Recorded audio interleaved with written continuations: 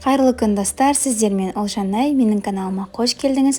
Бүгін сіздермен ерекше булочка дайындайтын боламыз. Ерекше деуімнің себебі ол жұмыртқасыз және сүтсіз дайындалады, бірақ дегенмен осындай жұмсақ, керемет болып шығады. Міндетті түрде видеоны соңына дейін көріңіз. Ол үшін су, тұз, қант, сұйық май, сары май, ашытқы және ұн қажет. Көріп тұрғаныңыздай сүт және де жұмыртқа қажет емес. Әрбір үйден табылатын қарапайым заттардан керемет булочка дайындайтын боламыз. Енді дайындауына кірісеміз. Ол үшін суға тұзды салып, тұз ерігенше екеуін жақсылап тұрып араластырамыз. Суыңыз салқын болуы қажет. Мінекей тұз осылай ериді. Сол кезде оған сұйық май, яғни күнбағыс майын қосамыз. Содан соң қантты қосамыз және де барлығын жақсылап тұрып араластырамыз.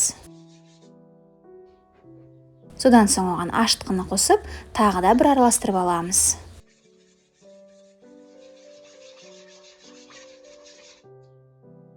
Содан соң жұмсақ бөлме температурасындағы сары майды ұнға қосып, екеуін крошка етіп дайындаймыз. Яғни осылай қолмен араластыра тұрып.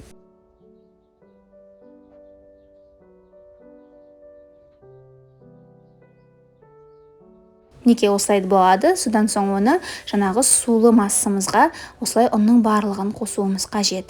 Оны екі бөліп қоссаңыз болады, немесе мен секілді бір рет барлығын қосып тастап, бірден қамыр илей берсеңіз болады. Осылай араластыра отырып, жұмсақ, қолға жабыспайтын, өте жақсы эластичный қамыр илеуіміз қажет.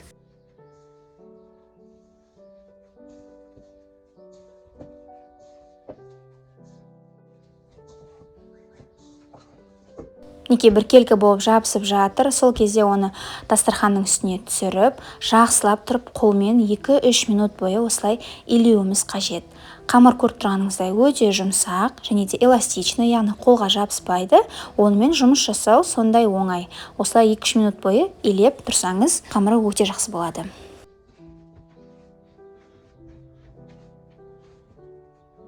Мінекей дайын болды, біркелкі болды және де көріп тұрғаныңыздай мүлдем қолға жабыспайды. Енді оны табаға салып, бетін жауып, көтерілуге қалдырамыз.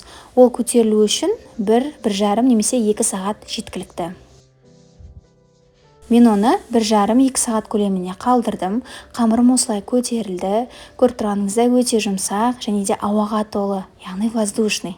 Онымен жұмыс жасау сондай оңай және де жеңіл. Енді оны столдың үстіне түсіріп, оның астына ұн сеуіп, қамырды жаюымыз қажет.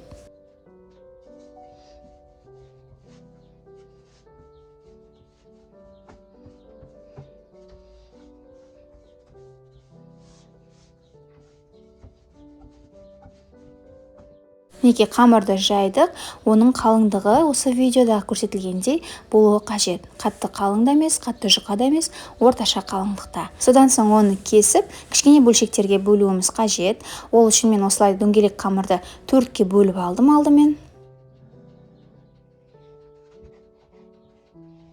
Содан соң әрқайсысын осылай кесіп, олардан кішкене бөлшектер дайындап аламыз.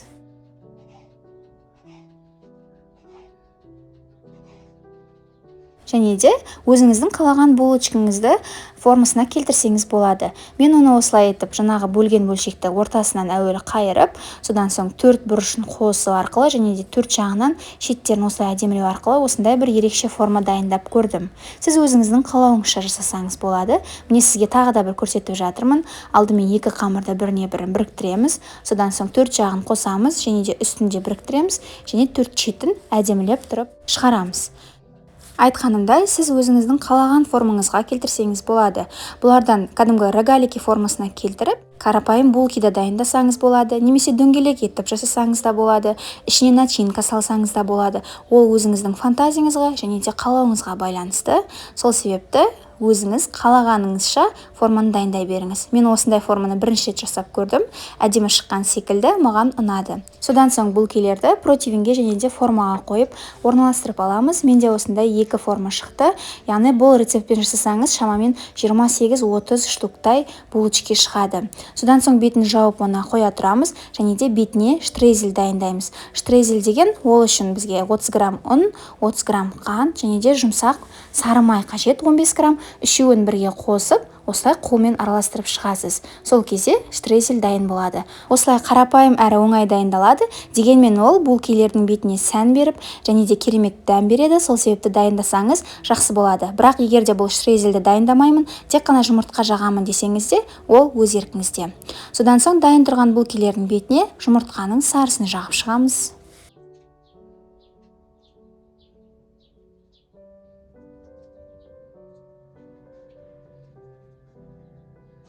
Және де жаңағы дайын тұрған штрезельді барлығының бетіне әдемілеп сеуіп шығамыз.